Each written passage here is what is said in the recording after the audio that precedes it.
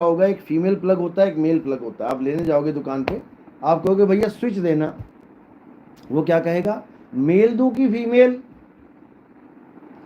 Mail जिसमें वो डंडियां होती हैं, फीमेल जिसमें होल होता है केवल, वो मेल और फीमेल स्विच होता है। अब स्विच मेल और फीमेल है, लेकिन जो उसमें करंट फ्लो हो रहा है वो ना तो मेल है और ना फीमेल है। इसी प्रकार ये मेल फीमेल हमारे शरीर हैं, लेकिन जो शरीरों को चलाने वाली आत्मा है वो ना मेल है और ना फीमेल है, और दोनों में विराजमान है। आदमी में भी वही है, औरत में भी वही है, लेकिन माया ने ऐसा भरम जाल फैला दिया है कि जो मेल और फीमेल नहीं है वो अपने आप को मेल और वो अपने आप को फीमेल मान बैठा है, केवल शरीर को देख देख के। रोज सुबह देखता है अपना शरीर, हाँ मैं आदमी हूं, हाँ मैं आदमी हूं, हाँ मैं आदमी हूं। यानी एक ड्राइवर को पकड़ा दी ऑडी और एक ड्राइवर को पकड़ा दिया ट्रक। अब जो ड्राइवर रोज सुबह उठ के ट्रक को देख रहा है वो कह रहा है मैं तो ट्रक हूं, मैं तो ट्रक हूं, और जो ऑडी गाड़ी चला रहा है वो कह रहा है मैं तो ऑडी हूं, मैं तो ऑडी हूं, जबकि ना वो ट्रक ना वो ऑडी, दोनों ड्राइवर हैं। इसी प्रकार राम, कृष्ण, हनुमान, शेरावाली माता, हम सबका एक स्वरूप है, आत्म स्वरूप है। जब हम काया रूप में आ जाते हैं तो हम अलग अलग अलग दिखाई देते हैं। आए एक ही घाट से, उतरे एक ही बाट, बीच में दुविधा पड़ गई, हो गए 12 बाट। कहते दुविधा किसकी पड़ी? ये काया की दुविधा पड़ गई। किसी ने भोले शंकर का रूप ले लिया, किसी ने शेरावाली माता का रूप ले लिया, किसी ने हनुमान जी का रूप ले लिया, सब अलग अलग अलग रूपों में विराजमान हो गए, लेकिन सब में ताकत एक है, उसी को आत्मा कहते हैं। तो कबीर साहब यही समझा रहे हैं, सब घट मेरा साइया, सूनी सेज ना कोय, और बलिहारी उस घट की, जिस घट प्रगट होए। बलिहार जाते हैं उस घट पे जहां पर वो आत्मज्ञान प्रकट हो जाता है, और जब आत्मज्ञान प्रकट हो जाता है तो ये दुविधा खत्म हो जाती है। तो क्या होता है, बर्तन सबके न्यारे न्यारे और पानी सब में एक। आपने सुराही में पानी रखा है, पतीले में पानी रखा है, कढ़ाई में पानी रख दिया, ग्लास में रख दिया, बोतल में रख दिया, सब में पानी है, लेकिन बर्तन सबके न्यारे न्यारे। बस इतना ही फर्क है। अब करना क्या है, अब पवित्र ज्ञान जो हमने ग्रहण किया है, अब उससे ऊपर उठना है।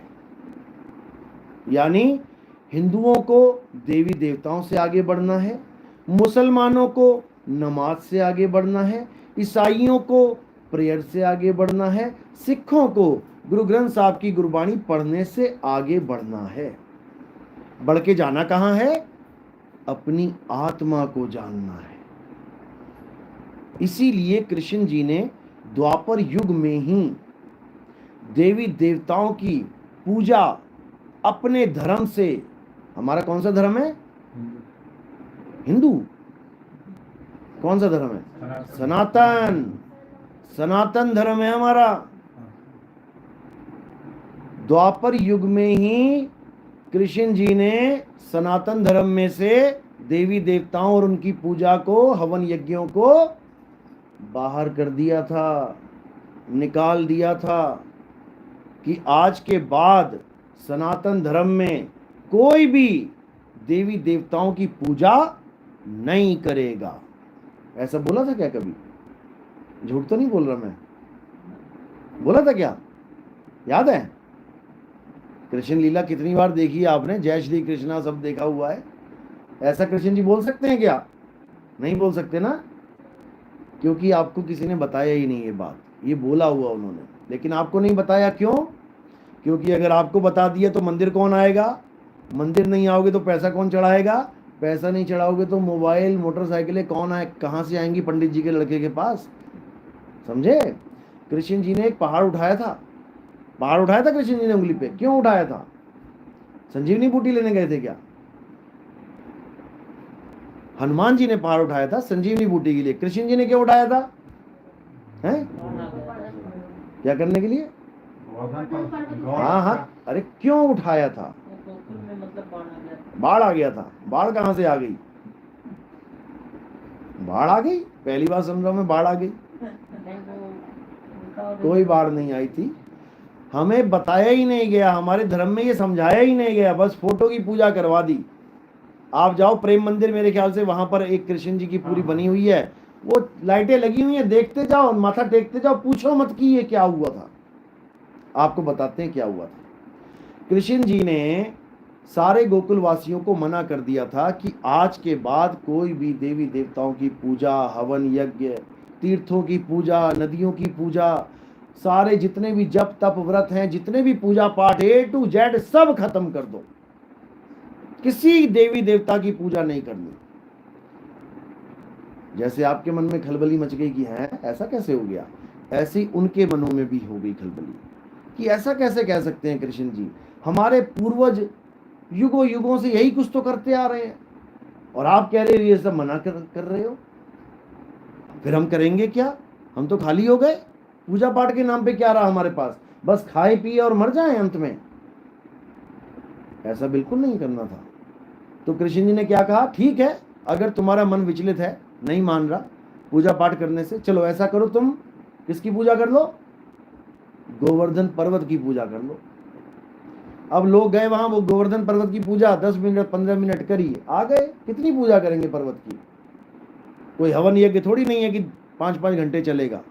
अब कृष्ण जी को कहते हैं महाराज हो गई पूजा, अब क्या करें? तो कृष्ण जी ने समझ लिया कि इनके मन विचलित हैं, क्योंकि ये घंटों घंटों पूजा करने के आदी हैं। अब क्या करवाया जाए इनसे कि इनके दिमाग से ये पूजा पाठ निकल जाए? तो क्या करवा दिया उन्होंने? चक्कर लगवा दिया, परिक्रमा लगवा दी। किसकी? उसी पर्वत की। लगाओ परिक्रमा, यही तुम्हारी पूजा है। अब लगे बेचारे, सुबह से चल रहे हैं, दोपहर हो गई, दोपहर से शाम हो गई, शाम से रात हो गई, पूरा दिन चक्कर ही काटते रहे। अब रात जब हो गई, अब उनसे कोई पूछे कि देवी देवताओं की पूजा करोगे? अरे भाई सोने दे भाई, पूरा दिन हो गया चलते चलते, अब नींद आ रही है, अब सोएंगे। तो जब रोज यही काम हो गया तो धीरे धीरे उनके दिमाग से देवी देवता निकल गए। अब निकल गए, अब किसी का नुकसान हुआ। किसका नुकसान हुआ? देवी देवताओं का। क्यों हुआ? क्योंकि पहले उनको ताकत मिलती थी हवन यज्ञ से, पूजा पाठ से, तो इंद्र क्रोधित हो गया, कहता कि मेरी पूजा बंद करवा दी, हमारे देवी देवताओं की पूजा बंद करवा दी, इनको डुबो के मार दूंगा। तब बाढ़ नहीं आई थी, तब बारिश करी थी उन्होंने, लगातार मूसलाधार बारिश, कि यहीं पर डुबो के मार देंगे इनको। तब कृष्ण जी ने क्या किया? सब लोगों को बचाने के लिए, किससे? देवताओं के राजा से, किसी राक्षस से नहीं कि कृष्ण जी ने केवल राक्षसों को ही हराया, राक्षसों को ही मारा। देवताओं के राजा के साथ भी जंग है उनकी, लेकिन ये कोई नहीं बताता, कोई नहीं बताता ये बात को। तब उन्होंने देवताओं के राजा को हराया और भगाया। तो फिर कृष्ण जी ने क्या अलाउड कर दिया कि चलो अब पूजा कर लो इनकी। जब हरा के भगा ही दिया, अब कैसे कह सकते हैं वो कि पूजा करो? द्वापर युग में ही ये पूजा पाठ बंद हो चुका था। तो कृष्ण जी ने पूजा बंद करवाई, तो फिर आगे क्या दिया? कुछ तो देंगे, या सारी उम्र गोवर्धन के चक्कर काट रहे हैं? उनको आत्मज्ञान के बारे में समझाया, जो गीता में कूट कूट के भरा है, लेकिन कोई हमें पढ़ने ही नहीं दे रहा, हमें मंदिरों से ही फुर्सत लेने नहीं दे रहा। लाइनें लगाते रहो, चंदा चढ़ाते रहो, भगवान की पूजा करते रहो, घर को वापस जाओ, गीता मत पढ़ो। एक भी पंडित ऐसा नहीं मिलेगा आपको जो आपको ये कह दे कि महाभारत घर में रख लो।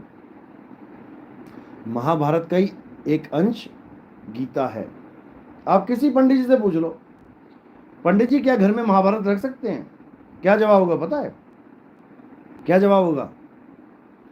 पंडित जी कहते हैं नहीं बेटा, महाभारत नहीं रखनी घर में। महाभारत रखोगे तो क्या हो जाएगा? भाई भाई में लड़ाई हो जाएगी, अब बताओ, अरे वो ग्रंथ है हमारा, भाई भाई की लड़ाई, सत्य सत्य अधर्म अधर्म की लड़ाई है। अगर वो हमारे घर में आ गया तो हमारी लड़ाई हो जाएगी। और पूछो, रामचरितमानस रख लें, रामायण रख लें, पंडित जी कहेंगे रख लो। उनको पूछो, उसमें भी तो सीता हरण है, उसमें भी तो घर निकाला है। अगर मेरे बाप ने मुझे 14 साल के लिए निकाल दिया तो मेरा क्या बनेगा? मेरी घरवाली को रावण ले गया उठा के, कोई और ले गया किताब रखने से, तो मेरा क्या बनेगा? वहां पंडित जी की बोलती बंद हो जाएगी। रामायण नहीं रखने दे, महाभारत नहीं रखने देंगे, क्योंकि अगर तुम महाभारत पढ़ने लग जाओगे तो उसमें गीता भी आएगी। और अगर गीता आ गई तो तुम जाग जाओगे कि कृष्ण जी शरीर है ही नहीं, और ये पंडित जी पत्थर की पूजा करवा रहे हैं। कृष्ण जी कह रहे हैं मैं आत्मा हूं, अजन्मा हूं, नित्य हूं, शाश्वत हूं, मैं ही सत्य सनातन हूं, यानी आत्मा ही सनातन है। ये देवी देवताओं की पूजा सनातन नहीं है। ये तो बर्बाद कर दिया हमारे सनातन धर्म को। सनातन का मतलब है सदा एक सा रहने वाला, जो कभी बदलता ही नहीं। और क्या है जो कभी नहीं बदलता? ये आत्मा ही है जो कभी बदलती नहीं है। चाहे समय की भी शुरुआत हो जाए और समय का अंत भी हो जाए, तब भी ये आत्मा सदा एक रस अखंड अविनाशी रहती है। इसी आत्मा की पूजा करने को परमात्मा की पूजा कहते हैं।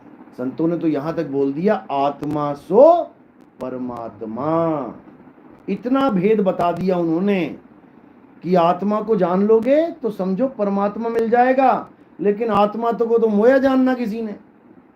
पत्थरों से फुर्सत नहीं मिल रही है, मिट्टी से फुर्सत नहीं मिल रही है, और तो छोड़ो गोबर का गणेश बना के पुजवाया जा रहा है। बताओ, गोबर को भगवान बनवा दिया इन लोगों ने, लेकिन आत्मा का ज्ञान नहीं दिया किसी को, क्योंकि खुद को ही नहीं है, खुद को ही नहीं है।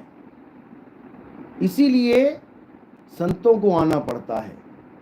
ब्राह्मण गुरु है जगत का। आज जितने भी टीवी खोल के देखोगे, सारे ब्राह्मण हाई फाई बैठे हुए हैं, सब गुरु बने बैठे हुए हैं। और गुरु क्या करवा रहा है? पत्थर पुजवा रहा है, जिसका घोर खंडन किया हुआ है गीता में। अगर आप 7वां अध्याय 23वां श्लोक पढ़ेंगे तो आप उसमें देखेंगे क्या लिखा है कि जो बुद्धिहीन प्राणी हैं वो देवताओं की पूजा करते हैं। बिल्कुल स्पष्ट लिखा है, लेकिन कोई तुम्हें बता नहीं रहा है, क्योंकि सारी दुकानें खत्म हो जाएंगी। जिस भगवान राम ने वनवास जाते हुए अपना रथ भी छोड़ दिया, उसी भगवान की कहानी सुना सुना के 50-50 करोड़ की गाड़ियों में, रथों में घूम रहे हैं ये लोग। दिक्कत यहां पर है। हमें नहीं दिक्कत, हमें कोई दिक्कत नहीं है। दिक्कत आप लोग को होने वाली है, क्योंकि जो गीता का ज्ञान आपको आत्मज्ञान की तरफ लेके जाने वाला था, वो इन्होंने पत्थरों में उलझा दिया तुम्हें। दिक्कत ये है।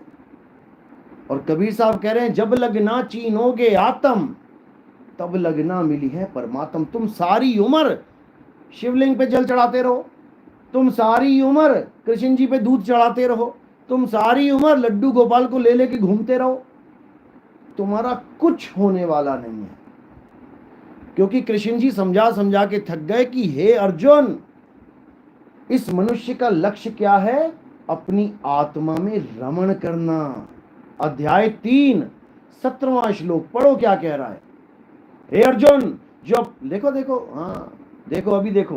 हे अर्जुन, जो अपनी आत्मा में रमण करते हैं, जो अपनी आत्मा में तृप्त हैं, जो अपनी आत्मा में संतुष्ट हैं, उनके लिए कोई धार्मिक कर्म कर्तव्य लागू ही नहीं होता। वो हिंदू है, सारी उम्र मंदिर ना जाए। वो मुसलमान है, सारी उम्र मस्जिद ना जाए। वो सिख ईसाई है, सारी उम्र गुरुद्वारे चर्च ना जाए, तब भी उसे परमात्मा मिलेगा, अगर उसने अपनी आत्मा में रमण कर लिया तो। लेकिन पता ही नहीं है आत्मा है क्या, रमण कैसे करेगा? मिला? देखो क्या लिखा है, अध्याय 3 17वां श्लोक पढ़ो, हिंदी में लिख लो।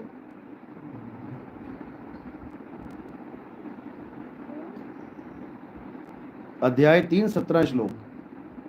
जो जीवात्मा भगवान से विमुख हो जाती है और माया शक्ति उसको नहीं, अध्याय 3 17 श्लोक, ये कौन सा खोल लिया? और नीचे चलो, स्क्रॉल करो आगे। हाँ, भगवान गीता में ये सब टीका वाले, लाओ मुझे लाओ, किताब है निकालो जरा, लाओ मोबाइल भी दे दो। हाँ देखो, आ गया। जो मनुष्य आत्मा में रमण करने वाला, अब बताओ कौन आत्मा में रमण करवा रहा है? कौन सा पंडित जी, कौन सा वेदाचार्य, कौन है ऐसा है हमारे धर्म में, हिंदू धर्म में, जो तुम्हें आत्मा में रमण करने की बात बता रहा है? सब तुम्हें मंदिरों में लाइन लगवा के वीआईपी दर्शन 5-5 हजार रुपए में करवाने में लगे हैं, लेकिन एक भी तुम्हें यह नहीं बता रहा है कि आत्मा में रमण कैसे करें। और उसके बाद तुम्हारा क्या होगा? हे अर्जुन, जो अपनी आत्मा में रमण नहीं कर पाते हैं, जो अपनी आत्मा को नहीं जान पाते हैं, वो नाना प्रकार की योनियों में भटकते हैं। कुत्ता, गधा, बिल्ली, हाथी, घोड़ा, सुअर बनके तुम्हें नालियों में घूमना पड़ेगा। देखो, पढ़ो इसको क्या लिखा है। हाँ ये देखो, अंगूठा जहां लगा है। हाँ, जो परंतु जो मनुष्य आत्मा में ही रमण करने वाले और आत्मा में ही तृप्त तथा आत्मा में ही संतुष्ट है, उसके लिए कोई कर्तव्य नहीं। उसके लिए कोई कर्तव्य नहीं।